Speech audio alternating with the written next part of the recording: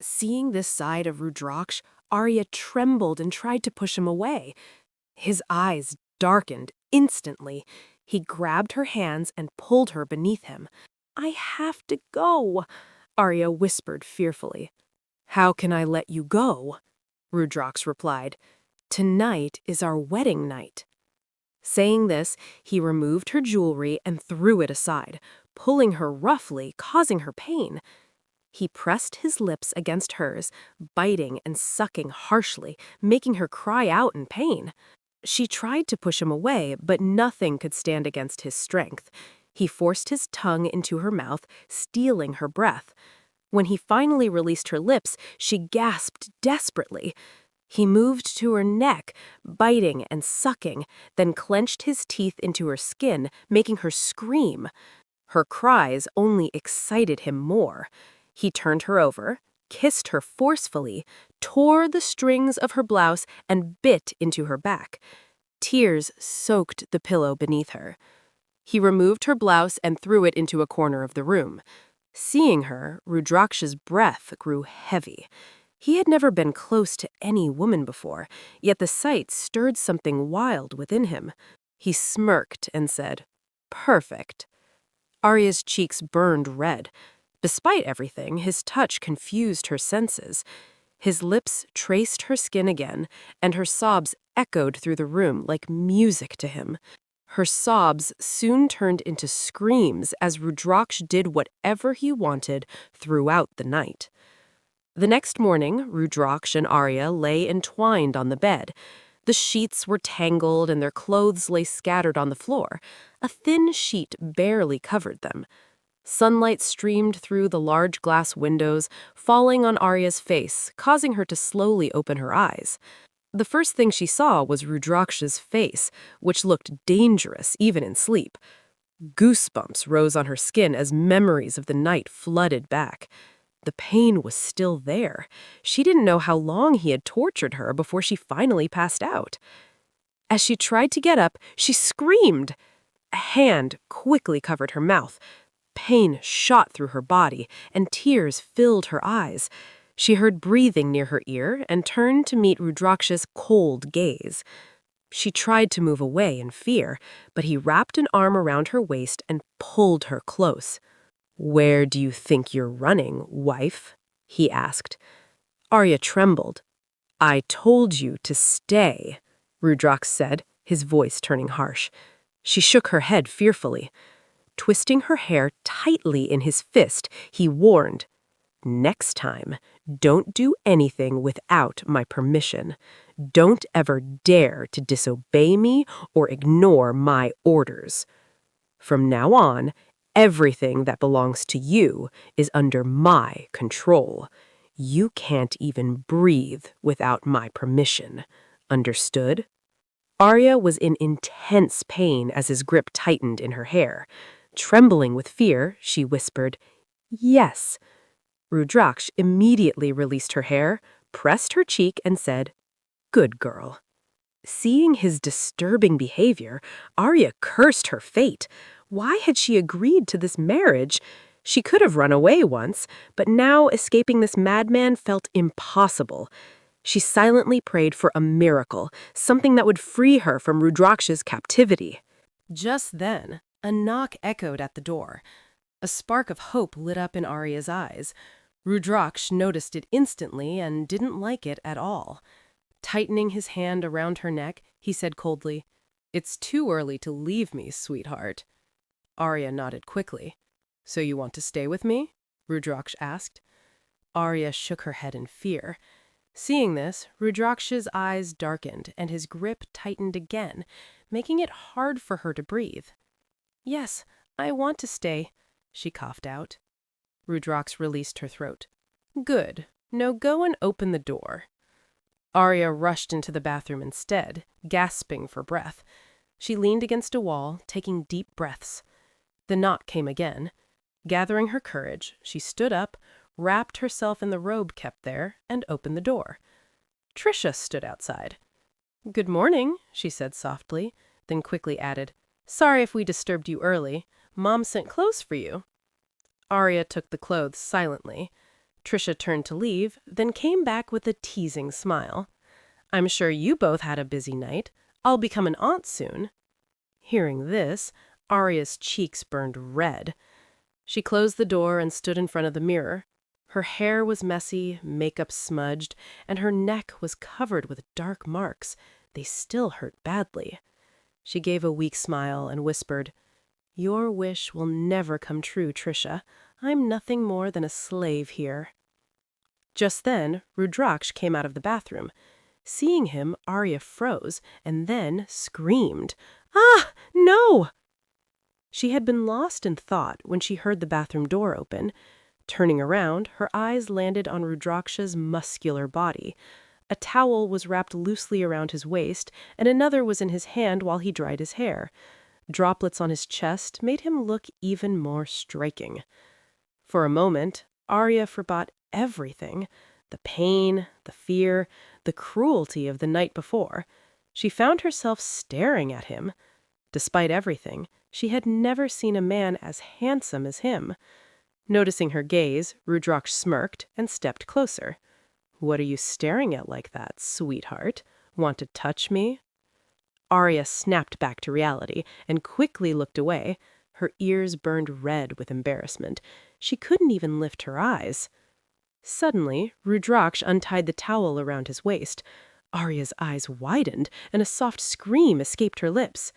He turned sharply toward her, his expression darkening. He hated being ignored.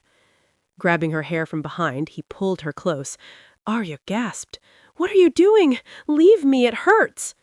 "How dare you ignore me, sweetheart?" he said harshly. I wasn't ignoring you," Arya whispered. "Then why did you look away?" he demanded. Inside, Arya cursed him, calling him shameless, but she didn't dare say it out loud. "Whenever you are in front of me, your eyes should be on me. Understood?" Arya nodded silently. Rudraksh smiled darkly. "Good girl," he said, then bit her neck hard. Arya screamed in pain, tears spilling from her eyes. He held her there for a moment, making her feel as if her skin was burning. "Stop! It hurts!" she cried. Placing a finger under her tears, Rudraksh smiled. "Seeing tears in your eyes gives me peace, sweetheart. I really enjoy it." Then he wiped his hands as if he had touched something unpleasant. Arya felt deeply humiliated. She rushed into the bathroom and shut the door. Rudraksh calmly began getting dressed outside. Inside the bathroom, Arya looked at herself in the mirror. In just one day, she looked exhausted and broken. Red and blue marks covered her body. There was even dried blood near her neck where his teeth had cut into her skin. She turned on the shower loudly and let the water fall over her as she cried uncontrollably, hiding her sobs behind the sound of running water. She couldn't go out. After some time, she returned wearing the clothes Trisha had given her. As she stepped out, Rudraksh was sitting on the couch, sipping coffee and reading a magazine. The soft sound of her anklets made him look up. Arya stood in front of him, and once again, something stirred inside him. Arya was wearing a sari. Her blouse had a deep neckline, making her cleavage clearly visible. The sight made Rudraksh's throat go dry. Her slim waist peeking from the sari seemed to provoke him even more. He clenched his fist tightly and muttered to himself to stay in control. He tried to focus on the magazine, but his eyes kept drifting back to Arya, which only made him angrier at himself. He stood up and started walking toward her when suddenly the door opened and Trisha walked in. Arya glanced at Rudraksh. He slightly shook his head, signaling her to go with Trisha.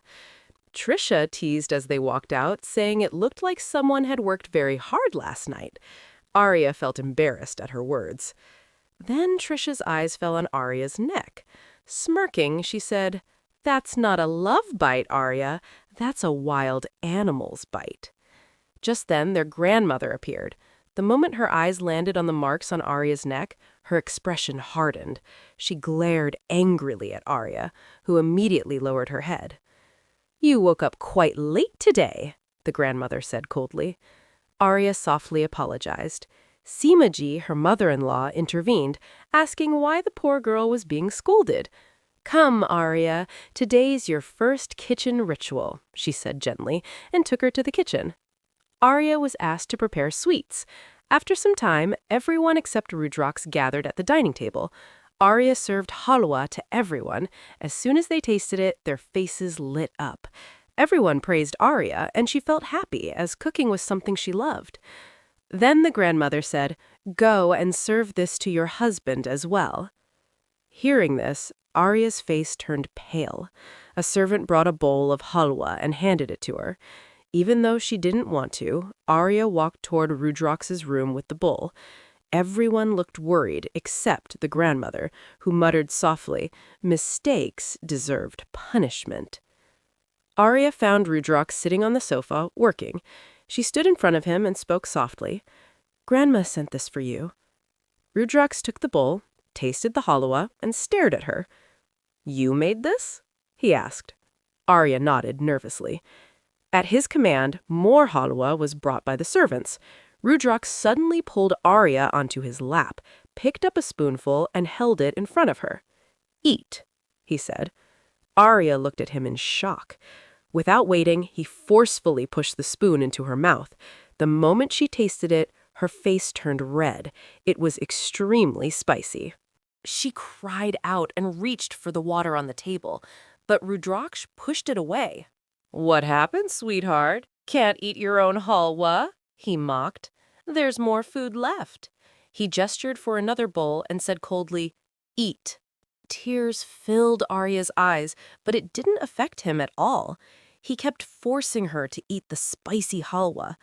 "Water, water," she cried, trying to reach the glass again.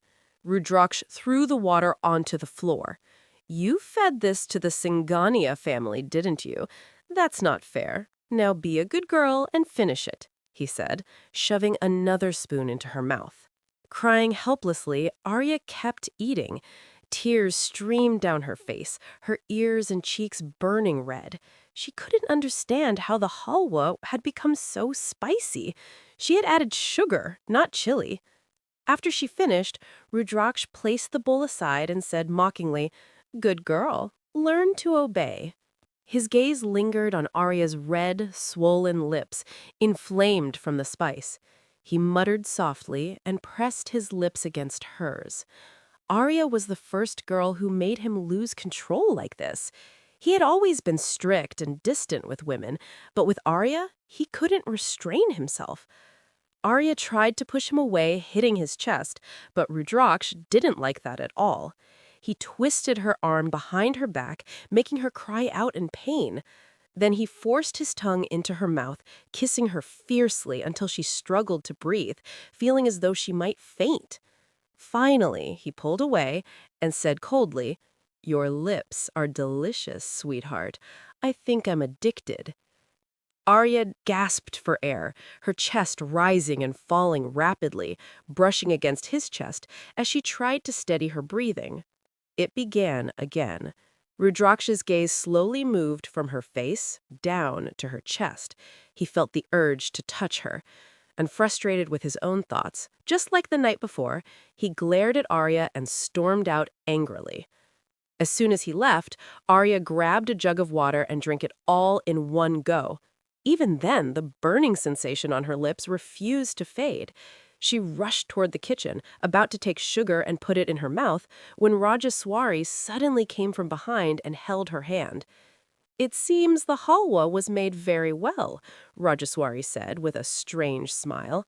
"That's why my Singhania grandson ordered you to eat everything, and from your condition, it looks like you enjoyed it too."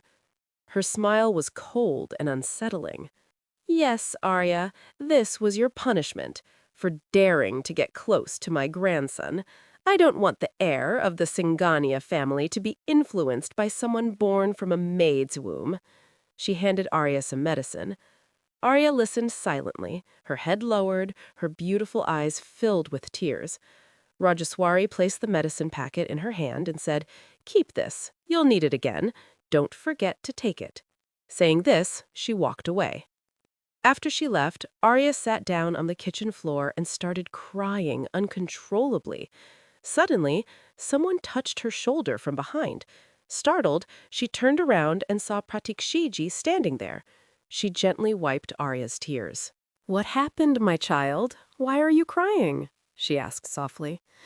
"Did someone say something to you? Or did Rudraksh do something? Tell me, I'll scold him." Arya shook her head quietly. "Then why are you crying?" Pratikshiji asked. "The halwa didn't turn out well," Arya said softly. "Today was my first kitchen ritual." "So what?" Pratikshiji smiled kindly. "This happens sometimes due to nervousness. Just be careful next time." She wiped Arya's tears and added, "Tears don't suit a moon-like face like yours. Come on, give me a smile." Arya managed a faint smile. No one in the family knew that Arya had been sold by her own mother, or that the maid who once worked in their house was her mother. Pratikshiji praised Arya for her first kitchen ritual and insisted on giving her blessings despite Arya's refusal. Later, Arya sat alone in her room, lost in thoughts about how her life had changed in a blink. She was only 20 years old, and her dream had always been to become a fashion designer. She had worked hard for it, but now her dreams felt completely shattered. She was still lost in her thoughts when Trisha returned from college and came straight to her. "Bobby, why are you sitting alone? Come, let's go to the garden." They walked together in the garden, and Trisha happily introduced Arya to family members she met along the way. Suddenly, Trisha's phone rang, and she stepped aside to take the call. Meanwhile, Arya noticed a gardener trimming plants. She asked innocently, "Can I do this too, please?" Smiling, the gardener handed her the scissors. Arya began arranging the plants, chatting lightly. Her balance slipped, and she almost fell, but the gardener caught her in time. Arya smiled and thanked him before walking back toward Trisha, unaware that this smile would soon turn into sorrow. In a high-rise building inside a glass cabin, a man stood holding a glass of wine. He threw the glass to the floor and ran his hair through his hair angrily. "This is what you did wrong, sweetheart," he said coldly. "How dare you talk and smile at someone other than your husband? Touching a stranger with that smile." He laughed darkly. "If you don't like my way of explaining things, don't worry. I have many other ways, and you won't like them either." It was Rudraksh. He had seen Arya talking and smiling with the servant through the CCTV footage. The sight made his blood boil. His eyes were red with rage, veins bulging as he struggled to control himself. That night, Arya was alone in the kitchen preparing dinner. Rajeshwari had given Arya a long list of dishes. Arya didn't like it, but she had no choice. Later, everyone gathered for dinner, and Arya served the food. Rajeshwari remarked sarcastically, "This time it's prepared carefully, right? No intention of killing us with spicy food again?" Arya lowered her head. "Mom, stop it," Yashvardhan said gently. "She didn't do it intentionally. Come, Arya, sit and eat." Arya looked at Rajeshwari and shook her head nervously. "I'm not hungry, Papa. I'll eat later." Trisha said, "There's no point in waiting for Bai. He comes home after midnight anyway."